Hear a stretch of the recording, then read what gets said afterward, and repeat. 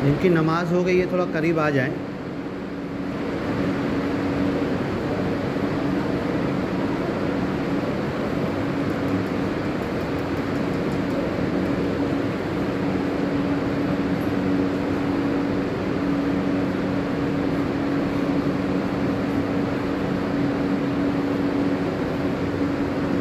یہ لگاؤں کیسے نہیں ایسے ہی. اچھا کیا بولے؟ اچھا اچھا. اس سے پہلے رمضان میں ہوا کہ ظہر میں؟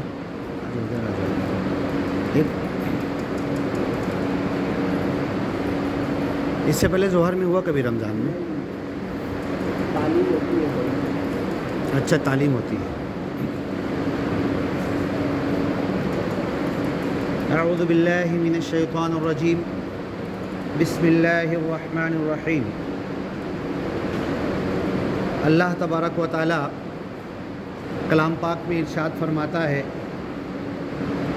یا ایہا الذین آمنوا، اے میرے ایمانی بندو، کتب علیکم الصیام، تمہارے اوپر روزے فرض کیے گئے، کما کتب علی الذین من قبلکم، جیسا کہ تم سے پہلے بہت ساری امتوں پر روزے فرض کیے گئے، لعلکم تتقون، اور یہ روزے اس لیے فرض کیے گئے ہیں کہ تمہارے اندر اللہ کا ڈر، خوف، خشیت اور تقوی پیدا ہو. ایام معدودات، اور یہ روزے چند دنوں کے 29 یا 30 دن کے ہیں. 12 مہینوں میں سے صرف ایک مہینے کے رمضان کے روزے اللہ نے فرض کیا. فمن کان منکم مریضا، اور اس فرض 29-30 میں بھی اللہ نے کہا کہ اگر کوئی مریض ہو، حقیقت میں کوئی بڑا مریض ہو، اٹھ بیٹھ نہیں سکتا، کھا پی نہیں سکتا، چل پھر نہیں سکتا، 12 گھنٹہ بھوکا نہیں رہ سکتا، تو ایسے مریض کو اللہ نے چھوٹ دیا.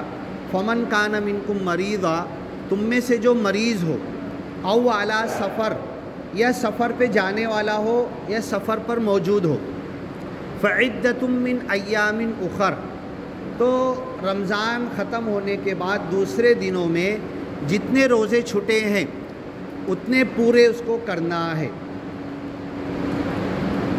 یرید اللہ بکم اليسر، اور یہ جو اللہ نے ہمارے لیے آسانی رکھی ہے، اللہ تم سے آسانی چاہتا ہے، تمہارے اوپر تکلیف ڈالنا نہیں چاہتا. فمن کان منکم مریضا او علی سفر فعدۃ من ایام اخر وعلی الذین یطیقونہ فدیۃ طعام مسکین. اور جس وقت رمضان، پہلا رمضان اللہ نے سورہ بقرہ کی آیت ہم لوگ پڑھ رہے ہیں، جب فرض کیا تھا، پہلی مرتبہ پہلا روزہ جب فرض ہوا تو اس وقت روزوں میں سحری نہیں تھی، سحری نہیں کھاتے تھے، کیونکہ اس سے پہلے آدم علیہ السلام سے لے کر محمد صلی اللہ علیہ وسلم تک جتنے لوگوں پر روزے فرض کیے گئے، کسی کے روزے میں سحری نہیں ہوتی تھی. تو مسلمانوں کے روزے میں بھی شروع میں سحری نہیں تھی. اب ہوا ایسا کہ ایک صحابی روزہ تھے، شام میں آئے گھر پہ آئے تو روزہ افطار کیے کھجور اور پانی سے. ان کی بیوی کچھ بنا رہی تھی اور ان کو نیند آ گئی تو وہ سو گئے. اور یہ حکم تھا کہ اگر روزہ کھولنے بعد سو گئے تو دوسرے دن کا روزہ چالو، پھر سحری نہیں، رات میں اٹھ کے کچھ نہیں کھا سکتے، نہ پانی پی سکتے. اب ان کا روزہ چالو ہو گیا.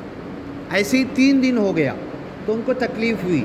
تو اللہ تعالیٰ کہہ رہا ہے وَعَلَى الَّذِينَ يُطِيقُونَهُ فِدْيَةٌ طَعَامُ مِسْكِين، کہ اگر روزہ کچھ لوگ بڑی مشکل سے رکھتے ہیں، بنا سحری کا روزہ تھا، تو ان کو یہ چھوٹ تھی، بوڑھے ہیں، دودھ پلانے والی عورت ہے، MC ہے، اور بھی کوئی عذر ہے، مجبوری ہے، تو تم ایسا کرو روزہ کے بدلے میں فِدْيَةٌ طَعَامُ مِسْكِين، کسی مسکین کو کھانا کھلا دو، لیکن جب بعد میں اچھے ہو گئے اگر تو پھر روزہ رکھ لو سال بھر دوسرا رمضان آنے سے پہلے۔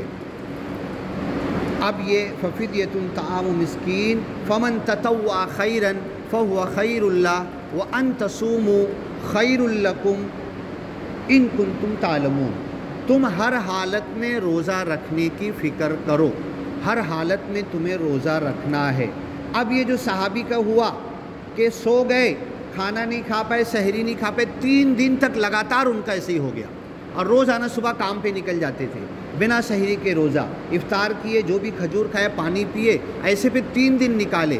تب اللہ نے حکم دیا قرآن کے اندر کلوا واشربوا حتی یتبین لکم الخیط الابیض من الخیط الاسود من الفجر، کہ صبح کے وقت جب سورج نکلنے سے پہلے صبح صادق سحری کا وقت جب ختم ہوتا ہے، تو جب ہم کھیڑے گاؤں میں چلے جائیں، جب اتنے لائٹ نہیں تھے، پرانی زندگی میں چلے جائیں، تو اللہ نے کوئی گھڑی کا وقت نہیں بتایا ہے کسی چیز کے لیے، 5 وقت کی نمازوں کے لیے بھی گھڑی کا وقت اللہ نے نہیں بتایا ہے۔ سورج، چاند، دن اور رات اور یہ سب اس انداز سے وقت بتایا ہے۔ تو سحری کا جو وقت ہے تب تک ہم سحری کھا سکتے۔ یہ اللہ نے کہا کہ اس زمانے میں لائٹ نہیں رہتے تھے، روشنی نہیں رہتی تھی، ہم گھر سے باہر اگر نکلے نا تو جدھر سے سورج نکلتا ہے صبح صادق سحری کا وقت ختم ہونے کے وقت، وہاں کے آسمان میں، وہاں پر جہاں پر آسمان اور زمین ملتا ہے، وہاں کی دھاری میں تھوڑا فرق ہو جاتا، اور جدھر ڈوبتا ہے نا سورج ادھر، جب یہ دونوں ہم دیکھیں گے صبح اٹھ کے چھوٹے کھیڑے پر جہاں لائٹ نہیں ہے، ادھر کا آسمان اور ادھر کا آسمان، تو دونوں میں فرق نظر آنے لگے گا، تھوڑا تھوڑا روشنی یہاں سے نمو ہونے لگے گی، نمودار ہونے لگے گی، تو اس وقت تک تم سحری کر سکتے ہو، اور جب روشنی زیادہ ہونے لگے تو بس تمہاری سحری کا وقت ختم ہو گیا۔ کلوا واشربوا حتی یتبین لکم الخیط الابیض، سفید دھاری، من الخیط الاسود، مغرب کی کالی دھاری سے دونوں الگ ہو جائے، اس وقت تک تم کھاؤ۔ اب اس کے بعد آیت ہے فمن شہد منکم الشہر فلیصمہ، اب تم میں سے جو رمضان میں زندہ ہو، موجود ہو، سحری کے وقت سحری کھا کر افطاری تک کہ وہ مرے گا نہیں بھوکا پیاسا رہنے پر، تو اسے روزہ رکھنا ہی ہے۔ شہر رمضان، رمضان ایسا مہینہ ہے الذی انزل فیہ القرآن، جس میں اللہ نے قرآن نازل کیا۔ 12 مہینے میں 1 مہینے کے روزے اللہ نے کیوں فرض کیے؟ شوال کے روزے کیوں نہیں فرض ہے؟ رجب کے، شعبان کے، ذی الحجہ کے، جس میں حج کیا جاتا، وہ روزے کیوں نہیں فرض ہے؟ کیوں؟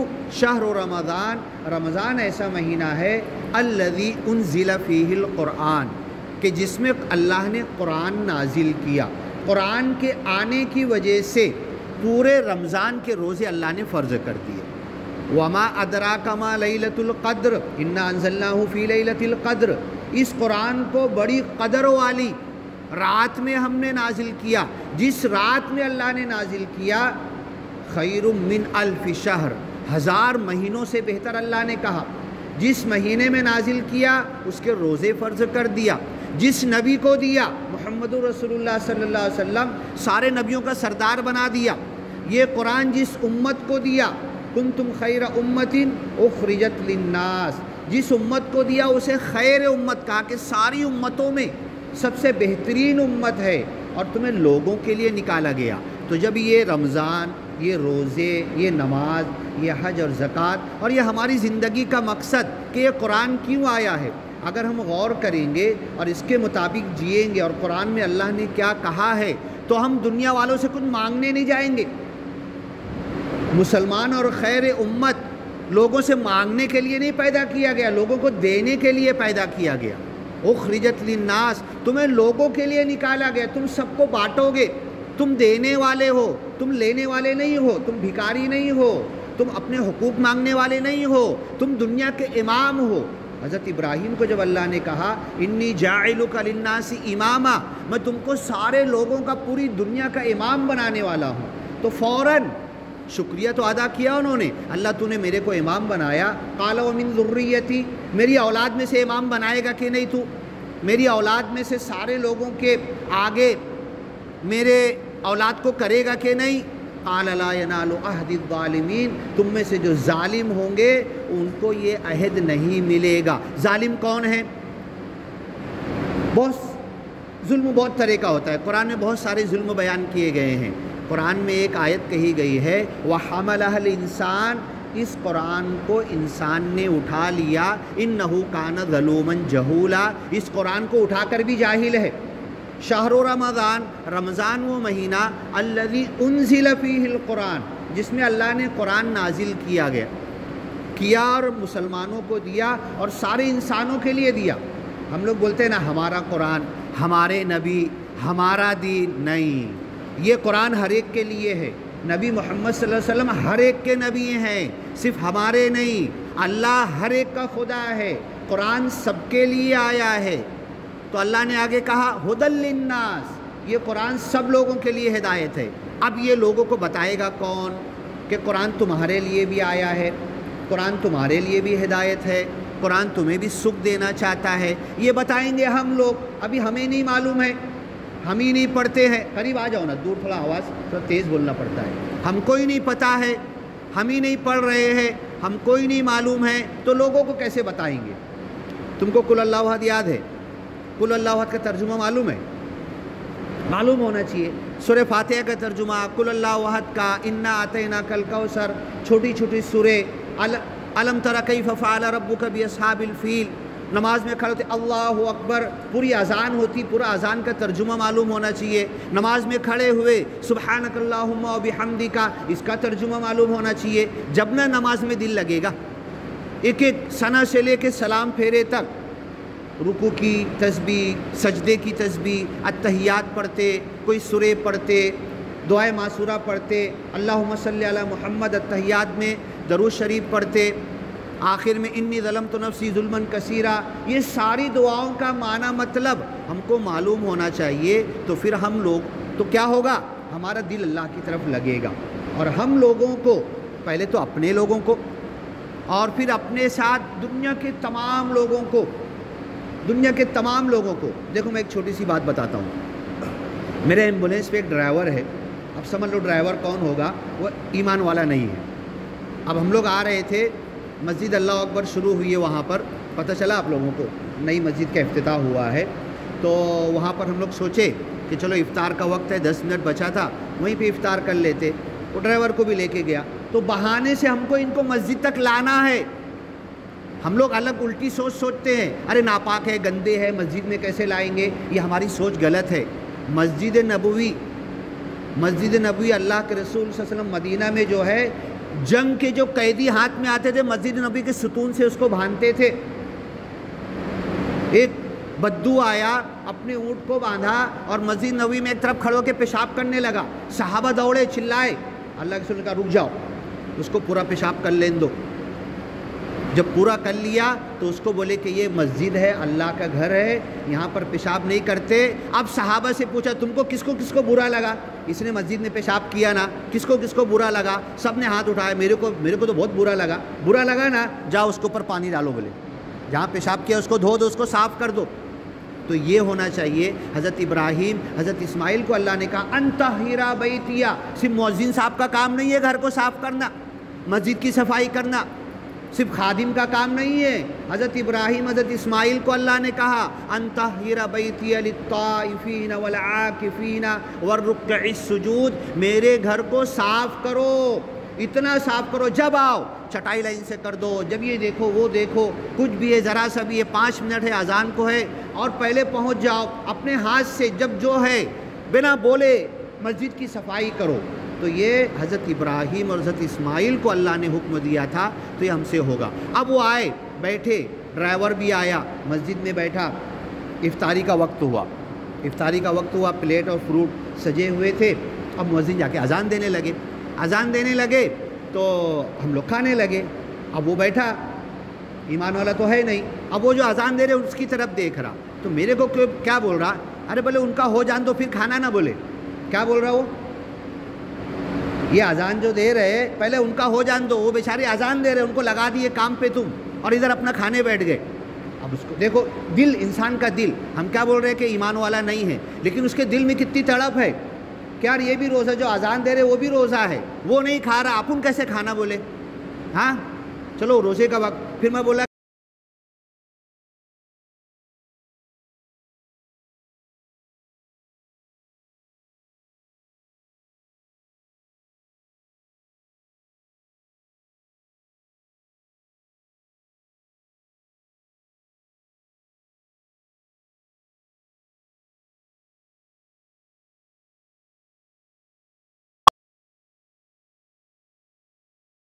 ٹیکا لگا ہوا تھا، شنگدانہ بیچ رہی تھی، اور اس کا دل اتنا بڑا تھا، جو نہیں لے رہا اس کو بھی اٹھا اٹھا کے 4-5 دانہ ہاتھ میں دے رہی۔ اب اس کو لگ رہا اچھا لگ رہا تو وہ لے رہا ہے وہ، تو میں بیٹھا دیکھ رہا تھا، مراٹھی میرے کو آتی ہے، بولو آجی تمہیں دھندا کرتا ہے، تمہیں ایسا واٹپ केलं ना तो तुमचा धंदाचा काय होईल, तुमचा खोटा होईल का मुनाफा होईल? بولے نہیں، کیا بولتی ہے؟ اللہ ہے نا۔ وہ ٹیکا لگائی ہوئی عورت بولتی کہ اللہ ہے نا، تو میں اس کا امتحان لینے کے لیے بولا اللہ تو اوپر ہے، میں بولا اللہ تو اوپر ہے، تو کیا بولتی معلوم ہے؟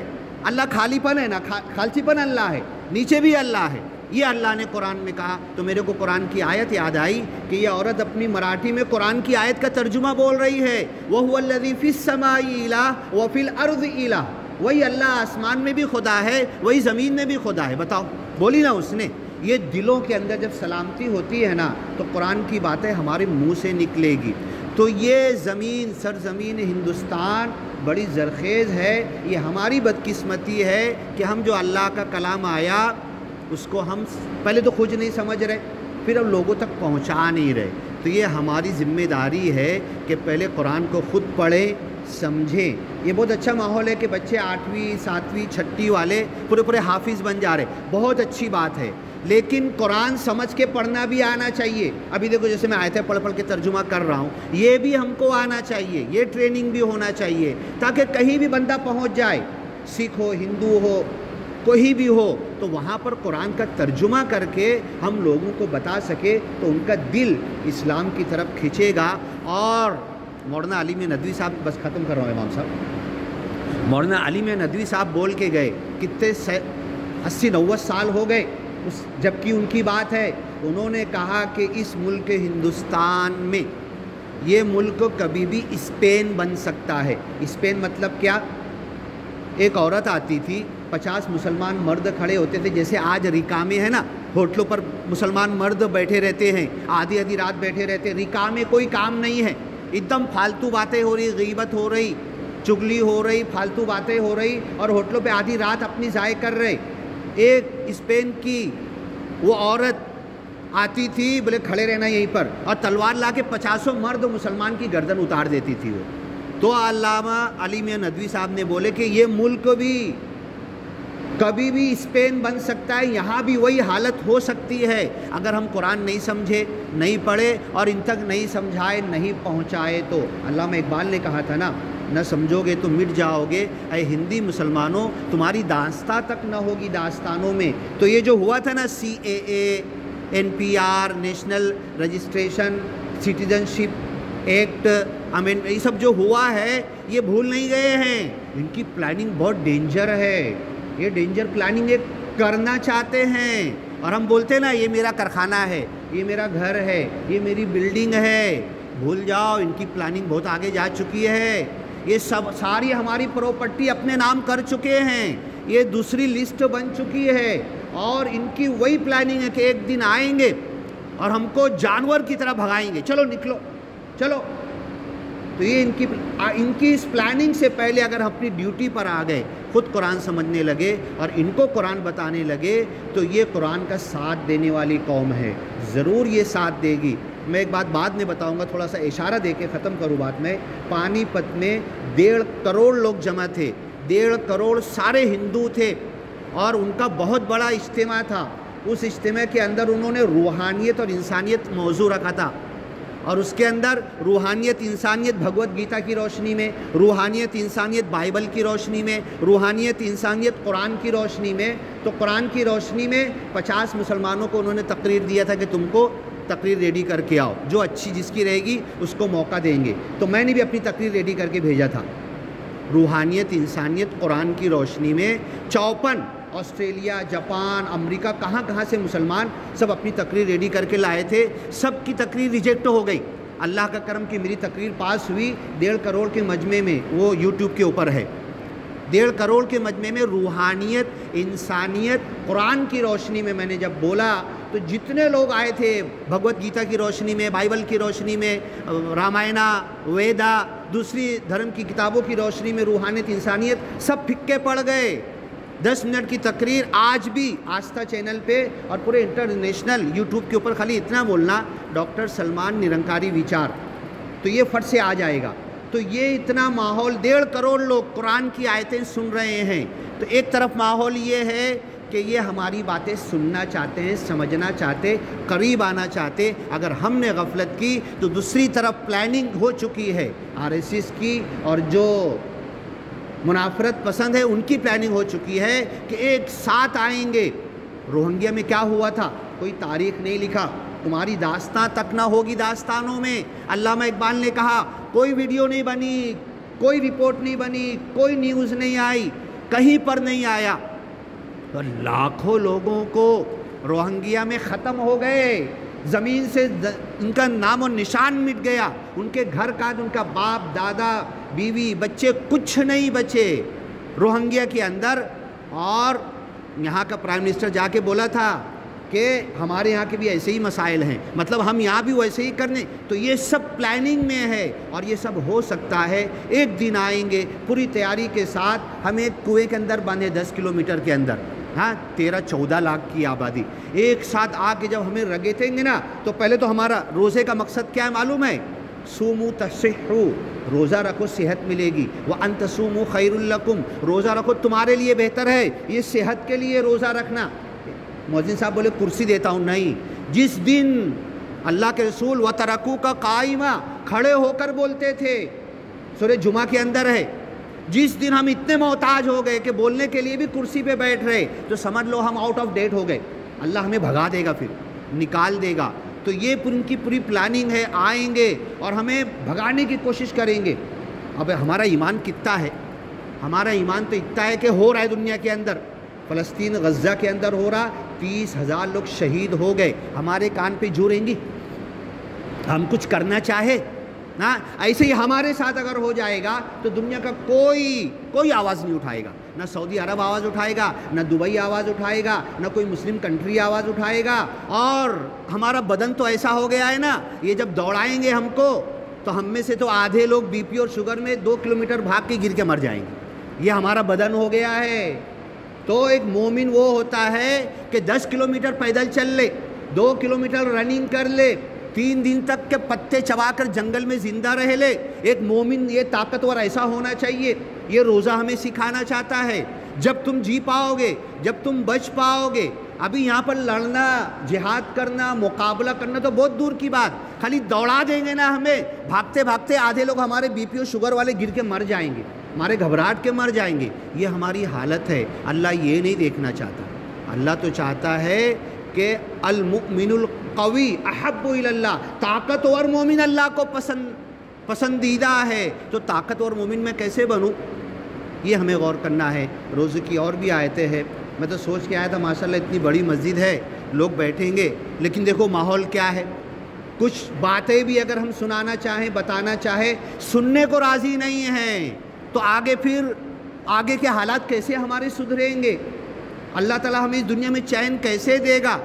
سن لو 8-9 جگہ پر قرآن میں اللہ نے کہا کہ اگر تمہاری یہی حالت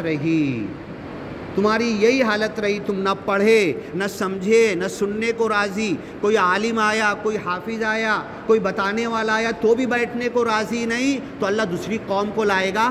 8-9 جگہ پر قرآن میں آیت ہے، یستبدل قوما غیرکم، تمہاری جگہ بدل کے دوسری قوم کو لائے گا۔ فسوف یأتی اللہ بقوم، اللہ دوسری قوم کو لائے گا۔ ان یشاء یذہبکم، اللہ چاہے تمہیں بھگا دے، تمہیں ہکال دے، ان کے ذریعے ہی علامہ اقبال نے کیا کہا تھا؟ پاسباں مل گئے کعبہ کو صنم کھانے سے، ہے آیا یورش تاتار کے فسانے سے، پاسباں مل گئے کعبہ کو صنم کھانے سے۔ صنم کھانا کس کو بولتے ہیں؟ مندر کو۔ مندر سے کعبہ کے رکھوالے مل گئے اور مسجد بنانے والے مسجد چھوڑ کے بھاگ گئے۔ دیکھو یہ حالت ہے۔ 700 مسجد ہے مالیگاؤں کے اندر، جب یہ آئیں گے نا اللہ کی قسم ہمارے اندر اتنا دم نہیں ہے کہ جو مسجد بنائے اس کو بچانے کے لیے ہم کھڑے ہو جائیں۔ اگر یہ مسجد بچانے کا دم ہوتا نا تو بابی مسجد بچا لیتے، ہم گیان واپی مسجد بچا لیتے۔ جیسے وہ گئی نا، جب ہم یہ 700 چھوڑ کے بھاگیں گے نا، یہ 700 مسجدوں کی بد دعا لگے گی، درے گاؤں تک بھاگ کے نہیں جا پائیں گے، ہم درے گاؤں تک بھاگ کے نہیں جا پائیں گے۔ یہ بنایا ہے نا، بڑے شوق سے بنایا ہے، اس کی حفاظت کرنا، اس کے لیے جان دے دینا، اس میں مٹی گارا سیمنٹ پانی ڈالا ہے، اس کو خون سے بچانا اب ذمہ داری ہے، چھوڑ کے بھاگنا نہیں۔ بچوں سن لو، کل یہ دور آنے والا ہے، تمہیں بھگائیں گے، مسجدوں سے نکالیں گے، بھاگ جاؤ گے چھوڑ کے۔ یہ کل دور آنے والا ہے، تیار رہو۔ کیا تیاری ہے ہماری؟ اس مسجد کو جب چھوڑ کے بھاگے نا، اتنی مرتبہ اذان دیے، تراویح ہوئی، نماز ہوئی، اگر ہم چھوڑ کے بھاگے 10 قدم، اس کو پیٹھ نہیں دکھائیں گے کہ اللہ کی عذاب ہمارے اوپر آ جائے گا۔ تو یہ امت مسلمہ کا حالت ہو چکی ہے، اور یہ دیکھ رہے انڈیا کے اندر جھارکھنڈ میں ہوا، جھارکھنڈ میں ہوا، پورا پورا گاؤں توڑ کے تم برابر کھیت کر دیا گیا۔ یہ سب ہوگا، کیوں ہوگا؟ کیونکہ ہم اپنا کام نہیں کر رہے ہیں۔ اللہ تعالیٰ سے دعا ہے کہ اللہ تعالیٰ ہمیں، اور دعا کرتے ہیں، ہمیں رمضان سمجھنے کی توفیق عطا کرے، ہمیں قرآن سمجھنے کی توفیق عطا کرے، ہمیں روزہ کیوں دیا گیا وہ سمجھنے کی توفیق عطا کرے، ہمیں مسلمان کیوں بنایا گیا اللہ تعالیٰ ہمیں وہ سمجھنے کی توفیق عطا کرے، ہمیں اس دنیا میں کیا کرنا ہے، ہمیں کیسے لوگوں کا دل جیتنا ہے، کیسے لوگوں کو اسلام کی طرف قریب کرنا ہے، کیسے جن کو ہم کہتے موتنے کی تمیز نہیں، غیر کہتے جنہیں، غیر نہیں ہے۔ ہر نبی نے کہا یا قوم، ہے میرے قوم کے لوگوں، یہ ہمارے قوم کے لوگ ہیں، ہم نے ان تک، یہ غافل ہیں، ان تک قرآن نہیں بتایا، ان کو اسلام نہیں پہنچایا، ان کو اچھی باتیں نہیں بتائی، ان کو کبھی اپنے مسجد میں نہیں لائے، ان کو کبھی لا کر اپنی مسجد میں بٹھا کر ہم نے کبھی بتایا نہیں، تو یہ ہماری بہت بدقسمتی ہے، اور اسی وجہ سے اللہ تو ناراض ہے۔ کہیں فلسطین والوں کی طرح ہمارے اوپر نہ ہو جائے۔ مالیگاؤں تو کوئی حیثیت نہیں رکھتا، غزہ گاؤں مالیگاؤں کے 10 گاؤں کے جیسا ہے، پورا غزہ تباہ کر دیا گیا۔ ایک مالیگاؤں تباہ کرنا کوئی مشکل نہیں ہے، ایک بمبئی تباہ کرنا کوئی مشکل نہیں ہے۔ اللہ یہ سب تو کر سکتا ہے، تو بچا بھی سکتا ہے۔ اے اللہ جو بھی ہے، جیسے بھی ہیں، ایمان والے بندے ہیں، تیرے نام پہ ہم نے سحری کھائی ہے، روزہ رکھا ہے، قرآن پڑھتے ہیں، عمل کرتے ہیں، ٹوٹی پھوٹی ابھی ظہر پڑا، جو بھی ہم نے سنا، اللہ ہمارے اندر عمل کا طاقت پیدا کر دے، اور اس دنیا کے اندر ہم جواں مردی کے ساتھ جیے، جب تک جیے عزت سے جیے، اور جب مرے تو عزت سے مرے، مرے تو شہادت کی موت مرے، مرے تو بھاگنے والے بھگوڑے کی موت نہ مرے۔ اے اللہ وہ حالات آنے والے، اس سے پہلے ہمیں تو سدھار دے، ہمیں عمل کا موقع دے۔ سبحان ربک رب العزت عما یصفون وسلام علی المرسلین والحمد للہ رب العالمین۔ دیکھو مشورہ کرنا 2-3 دن میں اور کسی ظہر میں رہے گا نا، لیکن لوگ تھوڑا بیٹھنا چاہیے بیان میں، تو پھر انشاءاللہ آ جائیں گے۔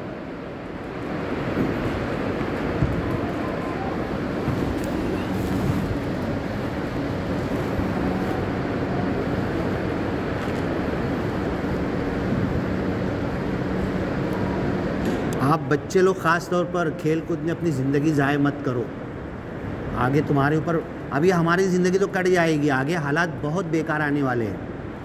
آپ لوگوں کی زندگی میں ہم تو کما کھلا کے اپنے بچوں کو پال رہے، کل آپ اپنے بچوں کو پالنے کے بھی پاپڑ بیلنا پڑیں گے۔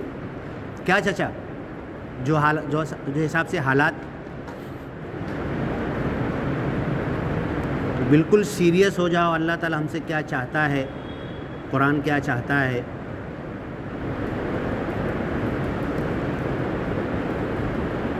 چلو ٹھیک ہے، ملتے ہیں انشاءاللہ۔ السلام علیکم۔